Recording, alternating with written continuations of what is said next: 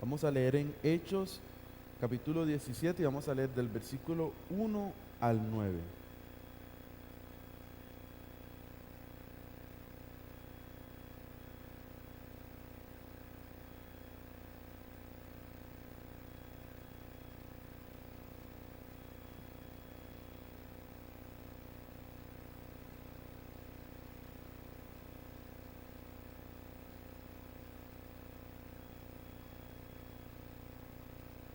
Hechos capítulo 17 del 1 al 9. Voy a leer para ustedes en el nombre del Señor. Pasando por Anfípolis y Apolonia, llegaron a Tesalónica, donde había una sinagoga de los judíos.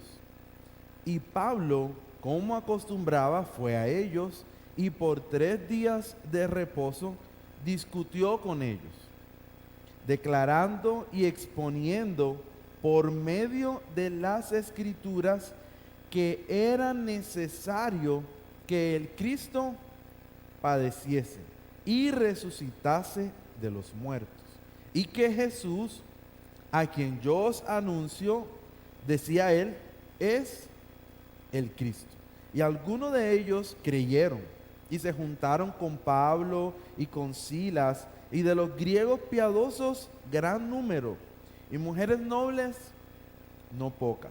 Entonces los judíos que no creían, teniendo celos, tomaron consigo a algunos ociosos hombres malos, y juntando una turba, alborotaron la ciudad, y asaltando la casa de Jasón, procuraban sacarlos al pueblo, pero no hallándolos, trajeron a Jasón y a algunos hermanos ante las autoridades de la ciudad, gritando: estos que trastornan el mundo entero también han venido acá, a los cuales Jasón ha recibido, y todos estos contravienen los decretos de César, diciendo que hay otro rey, Jesús. Y alborotaron al pueblo y a las autoridades de la ciudad oyendo estas cosas. Pero obtenida fianza de Jasón y de los demás, los soltaron. Oremos una vez más. Señor, gracias Padre por tu palabra, Señor, porque tu palabra ha llegado a nosotros y porque ha cambiado nuestras vidas, nuestra fidelidad, de una fidelidad hacia el mundo y hacia el pecado, a una fidelidad hacia el verdadero Rey, hacia Jesús. Gracias, Señor, por hacernos hijos tuyos. Bendice la exposición de tu palabra. Acompáñanos, Señor, y que podamos, Señor, recibir de tu palabra en nuestros corazones. En el nombre de Jesús. Amén. Bien, entonces vemos aquí que Pablo, acompañado de Silas y Timoteo, se encuentran de camino ¿hacia dónde? Hacia Tesalónica. Uno mira el relato y anterior a eso, ellos vienen de haber sido azotados en Filipos. Viajaron alrededor de unos 140 kilómetros. Eso es como una distancia más o menos hacia Cali, más o menos. Y entonces, quizá en caballo, pues probablemente aún no se habían recuperado de sus heridas. Entonces venían de una jornada pesada a transitar un camino bastante extenso. Pablo, él está viendo cumplidas las palabras de Jesús de que él sufriría por su causa. Algunos capítulos anteriores, capítulo 9 de Hechos, es donde se narra la conversión de Jesús, de Pablo, donde se aparece Jesús y le habla, y él está viendo esa palabra cumplida. Al llegar a Tesalónica, él predica en las sinagogas y son acusados de trastornar el mundo. Miren eso. Son acusados de trastornar el mundo. Y hoy quisiera enseñar acerca del mensaje que pone el mundo patas arriba. ¿En qué sentido la gente de afuera está viendo que su mensaje está trastornando el mundo? ¿En qué sentido está trastornando el mundo? ¿Por qué les están diciendo que están trastornando y que están en contra de el César? ¿Cuál es ese mensaje? Y el tema de esta enseñanza es la enseñanza de Pablo acerca del Mesías y la reacción de la audiencia al mensaje. Esa es la enseñanza de Pablo acerca del Mesías y la reacción de la audiencia a el mensaje. Y he titulado esta enseñanza como el mensaje que trastorna el mundo. El mensaje que trastorna el mundo. Y vamos a verlos en dos partes. Vamos a mirar del versículo 1 al versículo 4 el mensaje de Pablo. Y versículo 5 al versículo 9 la reacción al mensaje. Vamos a ver entonces el mensaje de Pablo y luego la reacción a ese mensaje. Vamos entonces versículos del 1 al 4. Dice que pasando por Anfípolis y Apolonia, llegaron a Tesalónica, donde había una sinagoga de judíos, y Pablo, como acostumbraba, fue a ellos y por 3 días de reposo discutió con ellos, declarando y exponiendo por medio de las escrituras que era necesario que el Cristo padeciese y resucitase de los muertos, y que Jesús, a quien yo os anuncio, decía él, es el Cristo.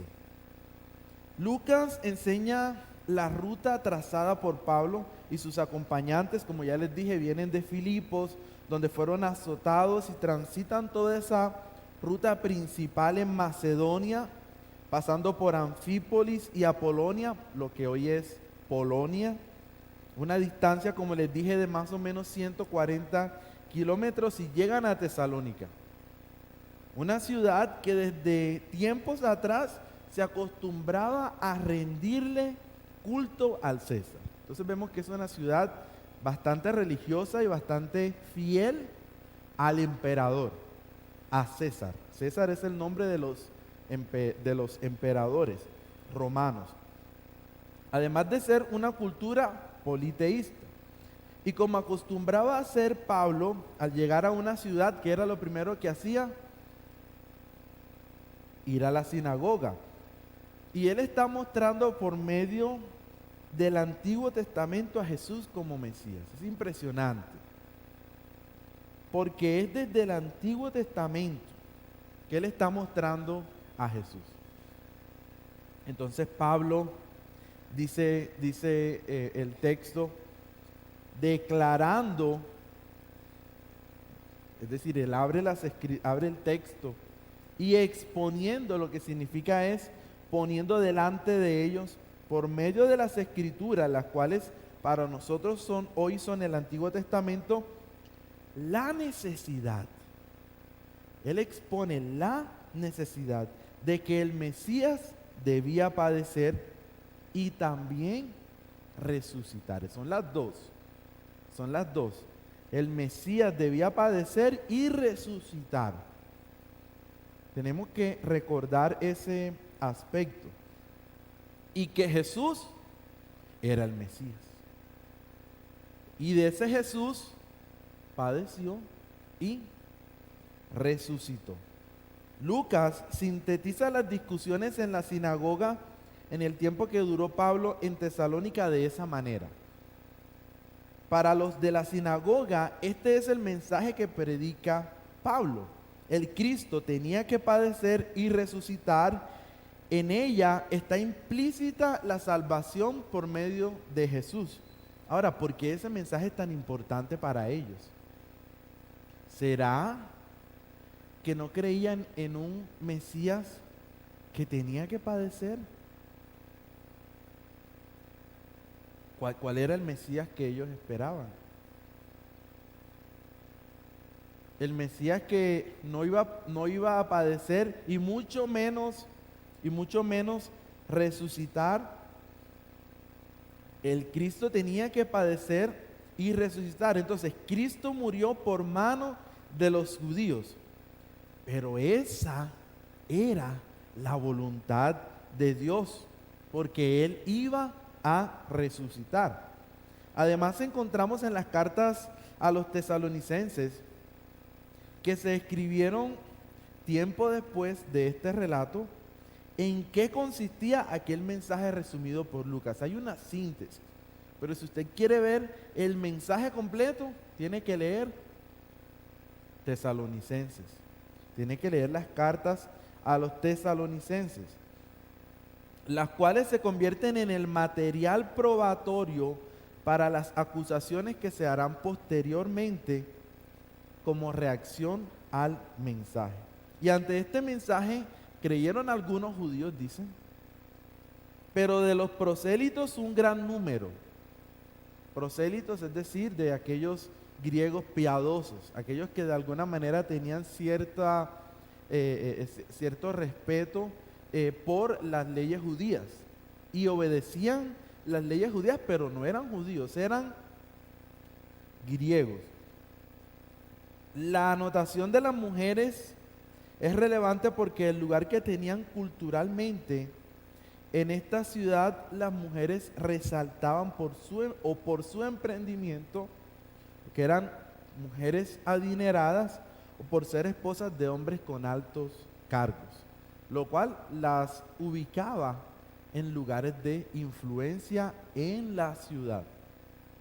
Entonces, ese es el mensaje. ¿Cuál es el mensaje? Que Cristo tiene que padecer, que el Mesías tiene que padecer, el Mesías tiene que resucitar, por la voluntad de Dios tenía que padecer, resucitar, y que el Mesías es Jesús. Entonces él está predicando ¿de quién? De Jesús. Y predica de Jesús ¿desde dónde? Desde el Antiguo Testamento. Ahora vamos a ver los siguientes versículos del 5 al 9, la reacción al mensaje. La reacción de los judíos en Tesalónica, de los judíos que no creían en la ciudad, fue de celos.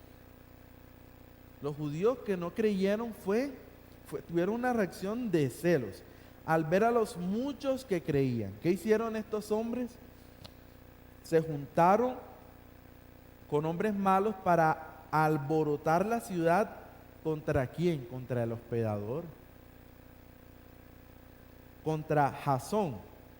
Ahora, Jasón probablemente sea un judío de la diáspora, es decir, esos judíos que estaban fuera de Jerusalén desde generaciones anteriores, y son ese tipo de tradición judía que tenía como plan todos los años ir a Jerusalén. Eran ese tipo de judíos que habían salido en la diáspora. Entonces, ¿por qué se dice que era hebreo? Porque Jasón significa Josué, es el nombre griego para Josué. Cuando el texto dice que los sacaron al pueblo, la palabra usada es demos. Ya saben que tiene cierta relación con la palabra democracia, lo que quiere decir que era el lugar de reunión de los ciudadanos para tratar asuntos públicos. Esa era la plaza donde se discutían asuntos públicos, y allá los sacaron. Y los judíos griegos pronunciaron 3 acusaciones contra Jasón. Presentaron 3 acusaciones contra Jasón y esa comunidad cristiana creciente. ¿Cuál es la primera? Ellos trastornan el mundo. Trastornan el mundo. Esta acusación parece hiperbólica o una exageración, pero yo no creo que lo fuera. Yo no creo que fuera una acusación hiperbólica. Aunque Pablo no hizo manifestaciones públicas, no se trata del que trastorna el mundo como que ejerce un cargo público y saca a todo el mundo a hacer marchas por todo el país, incendiando todo el país. No movió masas, no llamó a la anarquía. De hecho, su mensaje cambiaba completamente la forma de pensar y por ende la forma de vivir. Pablo había cambiado una cosmovisión del mundo griego por una revelada por las Escrituras. Cosmovisión del mundo griego y la cambia por una revelada por las Escrituras. En 1 de Tesalonicenses, Pablo busca proteger el trabajo evangelizador que había hecho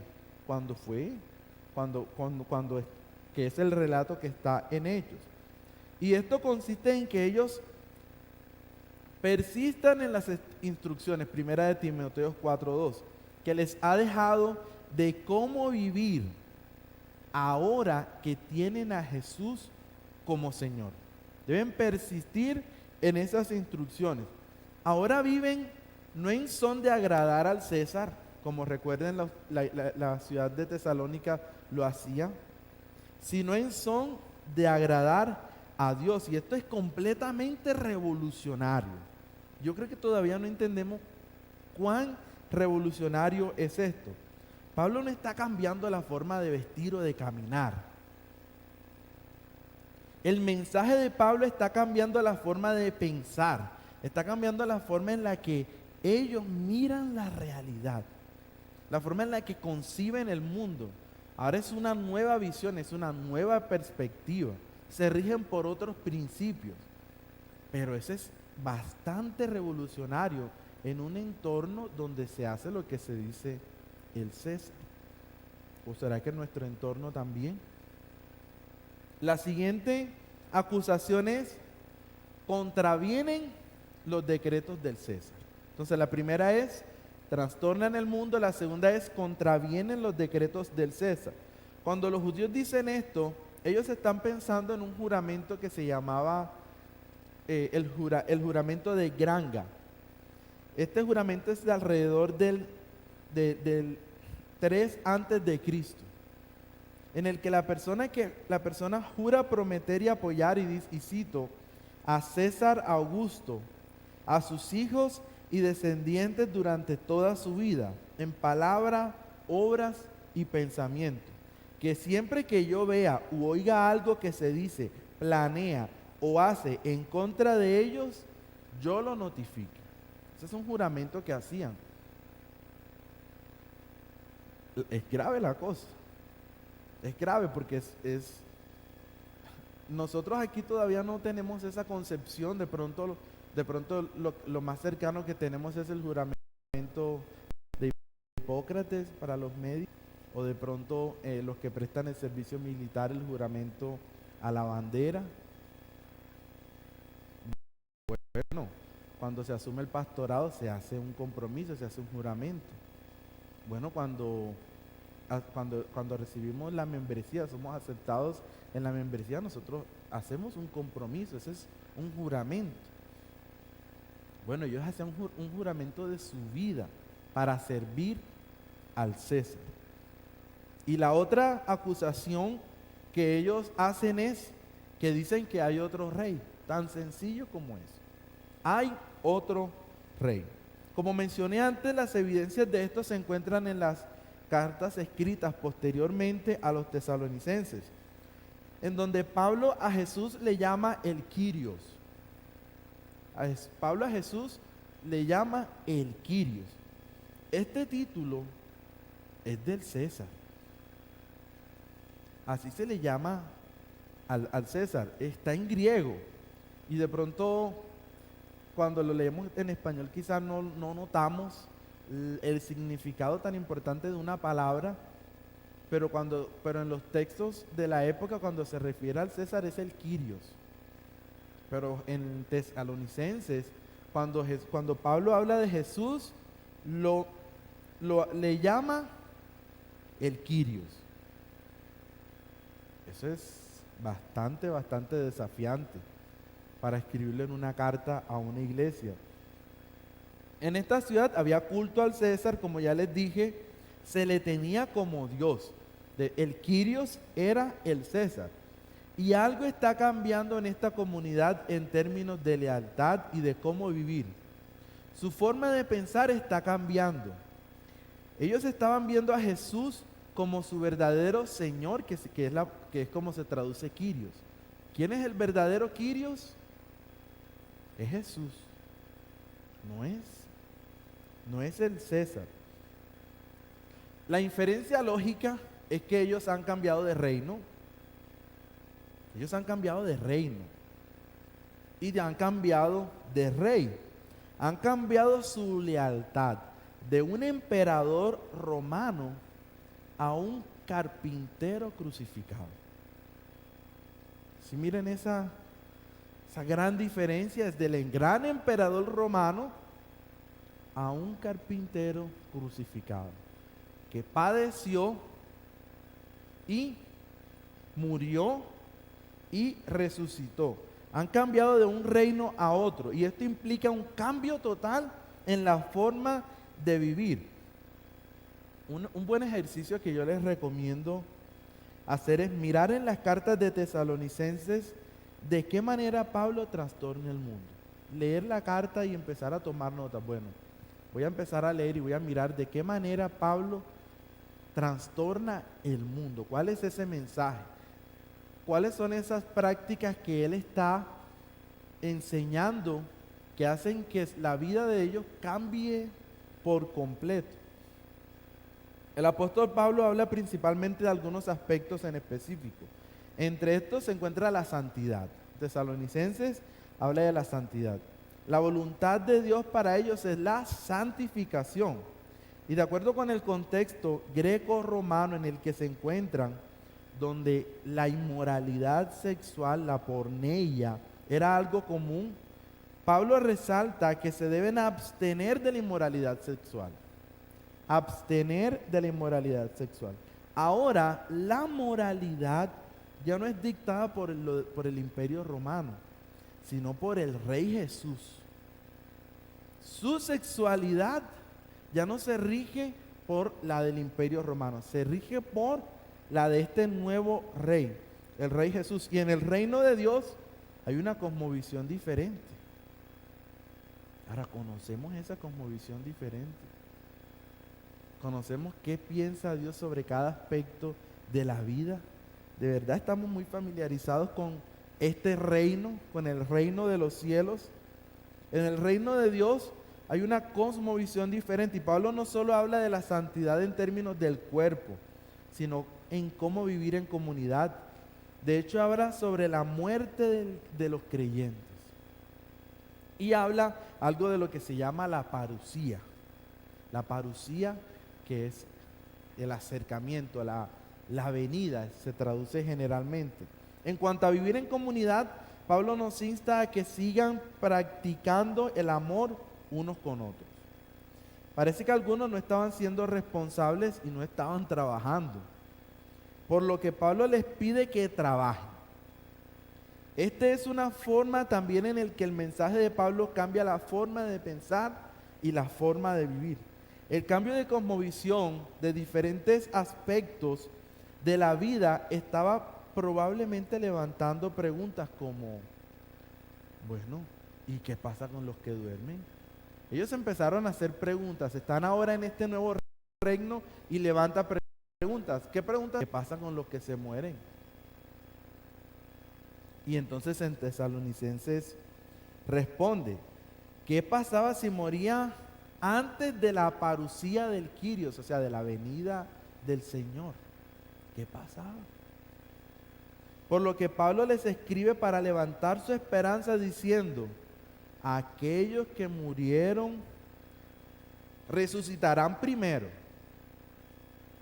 Aquellos que murieron antes de la venida del Señor resucitarán primero. Y esa es una palabra de esperanza. Esa es una palabra de esperanza. Pablo habla también de quién es Jesús y habla de ese concepto de parusía. Ahora, ese término era usado para el César. Cuando se acercaba a una provincia o a un lugar, esa es la parusía, el César. Algo cercano a nuestra época es cuando el Papa va a un lugar. ¿Sí? Cuando el Papa va a un lugar es la revolución. O sea, esa ciudad, mejor dicho, ese lugar, y por aquí cruzó el Papa. Bueno, ese es lo que más se relaciona con el César, cuando iba a una ciudad. Cuando iba a una ciudad era la parucía, era el evento, se acercó, viene el César a esta ciudad. Entonces, ahora este concepto es usado para Jesús y eso tiene grandes implicaciones, pues ahora el que viene no es el emperador. ¿Quién viene? ¿Quién es el que viene? Es la venida de Cristo, quien enseñó cómo deben vivir hasta su venida y que deben guardar esta esperanza de que estarán con Él. Eso está en Tesalonicenses. El énfasis de Primera de Tesalonicenses no es escatológico meramente, es más bien cómo se deben comportar y vivir en la espera de la venida de Jesús. Cómo se deben comportar mientras viene Jesús. Deben conservarse irreprensibles, dice, hasta la venida del Señor. Primera de Tesalonicenses 5:23. Por último, desde un principio se sabía que al pueblo, todos estos principios, es retante decir que usar el término parucía con Jesús, término Kyrios, todo eso es retante. Pero, y evidentemente alborotó la ciudad. Sí, evidentemente trastornó el mundo, o no trastornó el mundo. ¿El mensaje de Cristo trastornó el mundo? Sí, sí. Pero sabemos que la iglesia de Tesalónica no terminó allí. Ella creció y Pablo les escribió posteriormente. Eso que pasó, donde los acusaron de que de que vinieron aquellos que trastornan el mundo. De hecho, una iglesia se levantó. Una iglesia fuerte se levantó. ¿Qué podemos entender de este mensaje que trastorna el mundo ya como aplicaciones finales? ¿De qué manera nuestra predicación, de qué manera el evangelio que damos está trastornando el mundo?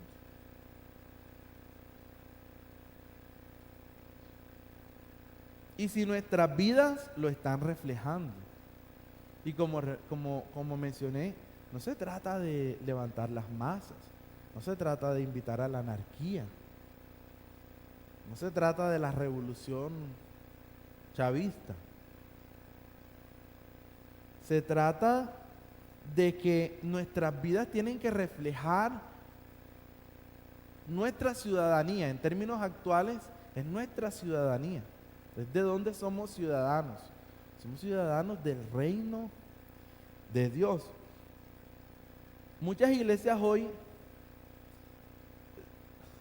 no tenemos una actitud crítica frente a los valores que ofrece el mundo. No tenemos claro todos los aspectos frente a eso, frente a todo lo que ofrece el mundo, todo lo que pasa. Muchas veces nos falta un criterio bíblico, un criterio del reino sobre eso. Y por falta de una cosmovisión cristiana, se adopta una cosmovisión circundante. Se adopta una cosmovisión dominante del mundo alrededor. Usted no sabe si algo es bueno o malo. El mundo sí sabe, el mundo sí se lo va a enseñar. De hecho, no se va a dar cuenta, pero usted ya tiene criterios sobre muchas cosas, los criterios del mundo. Y cuando el Señor nos llama, es que empezamos a cuestionar. Bueno, pero esto de verdad está bien, esto de verdad está mal. Los valores son los que dicta la sociedad. Solo importo yo. Lo más importante es el dinero. Un joven, hombre, adolescente que no ha tenido relaciones íntimas a los 20 años, eso es, mejor dicho, según el mundo, vergonzoso. ¿Debes vestir lo último de la moda? Hay mentiras piadosas. Una al año no hace daño. Entonces, empezamos a hacer una cantidad de ideas sobre cómo hacer las cosas. Y lo que ha hecho la iglesia, en vez de criticar la idea de éxito como prosperidad económica, lo ha promovido desde las Escrituras. Para Pablo, la forma en la que debemos vivir es la que Jesús enseñó. Y yo creo que necesitamos formarnos a nosotros y a los que están a nuestro alrededor, o por lo menos exhibir a aquellos que nos ven, que no son creyentes, que no son hijos de Dios, una cosmovisión cristiana de todas las áreas de la sociedad. Es una cosmovisión cristiana de todas las áreas de la sociedad. La fe cristiana no es solamente ir a la iglesia, no emborracharse, no ir a discotecas. No lo reduzcamos a legalismos. No reduzcamos la fe a legalismos. Más bien busquemos cambiar la forma de pensar por medio de las Escrituras, las cuales nos pueden iluminar. Son las que nos dan luz. Y como dice la Escritura, debemos llevar cautivo todo pensamiento a la obediencia a Cristo. Oremos, mis hermanos. Señor, te rogamos que nos ayudes. Nos ayudes, Señor, a tener, Señor, una cosmovisión completa cada día, Señor, sobre cada cosa. A quitar esa cosmovisión del mundo, a quitar esa forma de pensar del mundo, a dejar de actuar como actúa el mundo y el príncipe de este mundo,